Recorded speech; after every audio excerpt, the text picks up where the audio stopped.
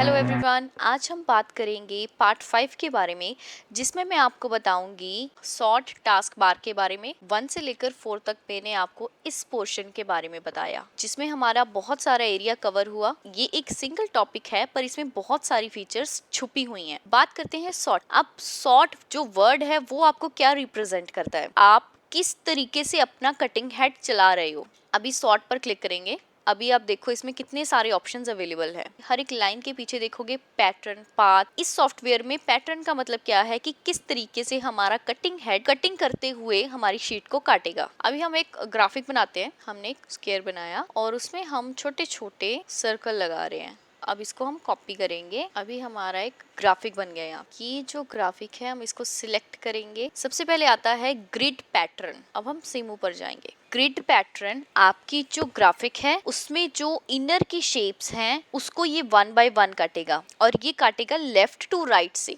जैसे अभी आप सिमू में देख रहे हो कि इसने लेफ्ट से स्टार्ट किया सर्कल को काटना। हम यहाँ से इसकी स्पीड बढ़ा सकते हैं। अब आप देखो हमने स्पीड बढ़ाई, इसके बाद ये नीचे आया टॉप टू बॉटम। ठीक है, इसने एक रेक्टेंगल काटा, उसके बाद ये आउटर लेयर काट रहा है, जो हमारा आउटर वाला रेक्टेंगल है। ये ग्रिड पैटर्न ज्यादातर यूज तब होता है जब हमारी जो ग्राफिक में जो शेप्स पड़ी है वो बहुत क्लोजर पड़ी हो, मतलब लेफ्ट टू राइट जाना हो, बहुत क्लोज हो। उसके बाद एक बाय एक करके वो कटती चली जाएंगी कंटिन्यूसली। नेक्स्ट हम बात करेंगे लोकल शॉर्टेस्ट पाथ की। मतलब होता है कि जो सबसे छोटा पाथ होगा ग्राफिक को कटिंग करने का, वो ये पैटर्न चूज करेगा।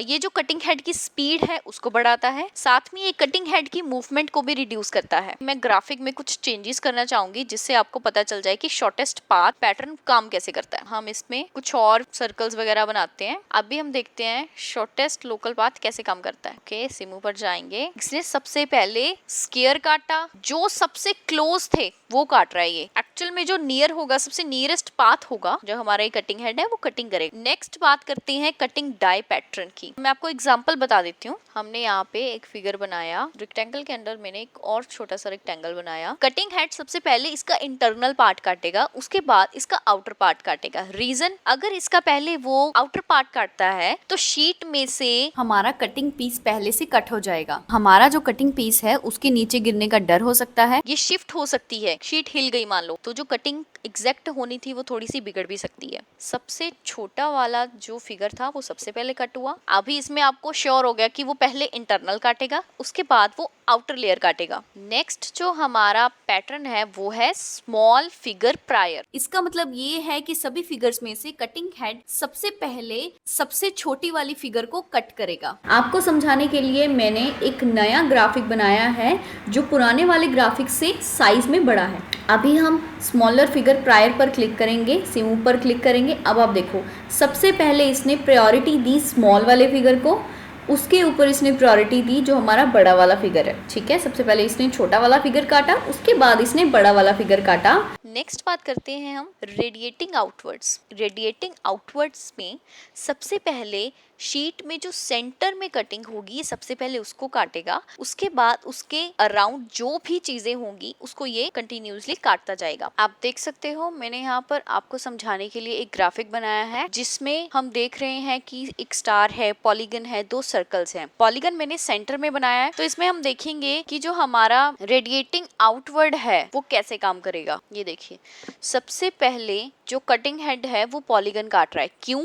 क्योंकि जो रेडिएटिंग आउटवर्ड्स है उसका मतलब यही है कि सबसे पहले सेंटर से कटिंग स्टार्ट होगी, उसके बाद उसके अराउंड वो जो भी पीसेस हैं कटिंग करने के लिए वो कट करेगा। ये आपका क्लियर हो गया। अभी बात करते हैं जो नेक्स्ट है हमारा, वो है लेफ्ट टू राइट। जब आपको simply left to right cutting करवानी है अपने कटिंग हेड से तो हम ये यूज करेंगे। ठीक है, अब देखिए मैं फिर सिंपल पर जा रही हूँ। इजीली उसने लेफ्ट टू राइट कटिंग किया, बट वो आउटसाइड वाला जो रेक्टेंगल है वो बाद में ही काटेगा, बिकॉज अगर उसने पहले काटा क्या होगा कि आपके जो पीसेस हैं, जो आपका जो रेक्टेंगल है वो पहले ही कटिंग हो जाएगी, और उसके बाद गिरने का भी डर हो सकता है कि वो गिर ना जाए, है ना। उसके सर्कल्स, जो पेंटागन है, जो स्टार है, वो उसकी कटिंग खराब होने का भी डर रहता है। नेक्स्ट बात करते हैं, हमारे पास है राइट टू लेफ्ट। ये भी सिंपल है, जैसे हमारे कटिंग हेड ने लेफ्ट से राइट काटा उसी हिसाब से हमारा जो कटिंग हेड है वो राइट से लेफ्ट काटेगा। अभी देखते हैं राइट टू लेफ्ट, उसके हिसाब से ये रेक्टेंगल सबसे बाद में काटेगा। आपको पता ही है इसका रीजन क्या होता है,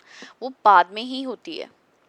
ठीक है, अभी नेक्स्ट बात करते हैं top to bottom. Top to bottom का मतलब है कटिंग हेड कटिंग करता हुआ ऊपर से नीचे आएगा, टॉप टू बॉटम। आप देख ही सकते हो कि सबसे ऊपर था सर्कल, उसके बाद स्टार था, उसके बाद पॉलीगन था, उसके बाद छोटा वाला सर्कल था। इसके अकॉर्डिंग उसने टॉप टू बॉटम काटा। अभी देखते हैं बॉटम टू टॉप। अभी आप देखो कि सबसे नीचे कौन सा पीस है, वो है स्मॉल सर्कल। तो बॉटम से टॉप जाने के लिए सबसे पहले ये स्मॉल सर्कल काटेगा और एंड में ये बड़ा वाला सर्कल काटेगा। क्योंकि आप देखो स्मॉल सर्कल के बाद कौन सा फिगर पहले स्टार्ट हो रहा है। स्मॉल सर्कल के बाद आप देख रहे हो कि स्टार पहले स्टार्ट हो रहा है, उसके बाद उससे थोड़ा सा ऊपर पॉलीगन है और उससे ऊपर बड़ा वाला सर्कल है जो कि रेक्टेंगल को बहुत ही नजदीक टच हो रहा है, मतलब वो सबसे ऊपर है। इसी वजह से सबसे आखिर में सबसे बड़ा वाला सर्कल काटा जाएगा। सभी में जो आउटर लेयर है वो बाद में ही कट होगी, ठीक है, आप ये समझ लो बस। अब आगे हमारे पास CW सर्कुलर पैटर्न। इसमें क्या होता है कि जो आपकी कटिंग है वो सर्कुलर वाइज होगी। सर्कुलर वाइज मतलब क्लॉकवाइज। एक होता है क्लॉकवाइज, एक होता है एंटी क्लॉकवाइज। क्लॉकवाइज का मतलब होता है जिस डायरेक्शन में आपका जो क्लॉक है, आपकी जो घड़ी है वो मूव करती है, वो टाइमिंग बताती जाती है ना, वो 12 से 1, 1 से 2, 2 से 3, वो जाती है राइट की डायरेक्शन में। तो ऐसे ही हमारा जो सर्कुलर पैटर्न है वो क्लॉकवाइज जाता है। सीमो पे जाएंगे, सबसे पहले इसने सेंटर से स्टार्ट किया, उसके बाद अगर हम क्लॉकवाइज की डायरेक्शन में देखें तो इसने नीचे से स्टार्ट किया, उसके बाद ये क्लॉकवाइज जाकर स्टार पर आया, उसके बाद इसने आउटर रेक्टेंगल काटा। अभी बात करते हैं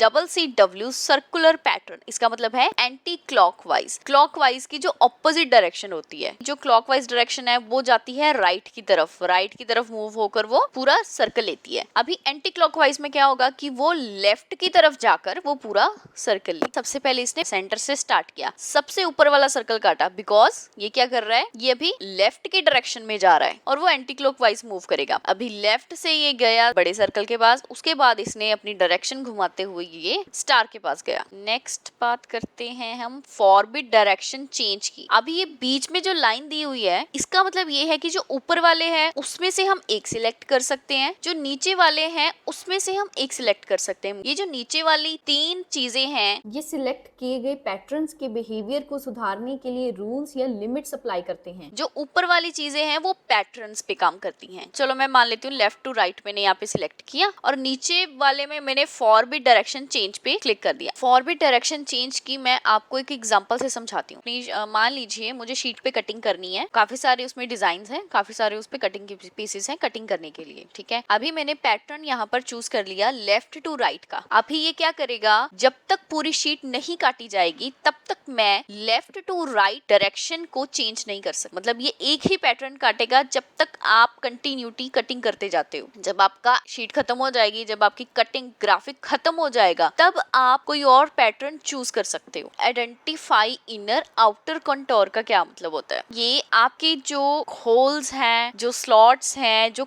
कटआउट्स हैं या जो शेप्स हैं, उनको ये ऑटोमेटिकली उनको एग्जामिन कर लेता है कि आप कौन सी शेप कट करना चाहते हो, ठीक है। इंपॉर्टेंट क्यों है, ये क्या करता है, सबसे पहले आपकी इनर शेप्स को काटेगा, उसके बाद ये आपके आउटर शेप्स को काटेगा। वाई मैंने आपको पहले भी बताया कि क्या होता है कि जब हम आउटर शेप पहले काट देते हैं तो इसका डर होता है कि आपकी जो इंटरनल कटिंग है वो खराब हो सकती है, आपके जो कटिंग पीसेज हैं वो हिल सकते हैं, आपकी ड्राइंग सारी खराब हो सकती है, आपकी शीट खराब हो सकती है, डैमेज हो सकती है। ये आपकी कटिंग पीसेस को गिरने से बचाता है, इसलिए हम पहले इनर कटिंग करेंगे, उसके बाद आउटर कटिंग करेंगे, ये इंपॉर्टेंट होता है करना। उसके बाद हम बात करते हैं the outer most is inner contour. ये कुछ स्पेशल कटिंग सिनेरियोज में यूज होता है। मान लीजिए आपने कोई लेटर्स काटते हो, उस लेटर्स को काटने के लिए आप बाउंड्री तो बनाओगे। मान लीजिए आपके जो लेटर्स हैं वो आपके होल्स हैं और उसके बाद आपको अपनी शीट पे वो रखने हैं। जो आउटर रेक्टेंगल है वो जस्ट एक स्टेंसिल का बॉर्डर है, जस्ट उसको वो गाइड देगा कि तुम्हें इतने एरिया में ये जो अल्फाबेट्स हैं वो काटने हैं। जो हमारा इनर कट है वो हमारे लेटर शेप्स हैं, जो हमारी आउटर शेप है वो हमारा मेन पार्ट नहीं है। अभी मैं आपको इसका मेन लॉजिक बता देती हूँ, वो क्या है कि इनर शेप्स हैं वो पहले कट होंगी, आउटर शेप्स हैं वो लास्ट में कट होंगी। जो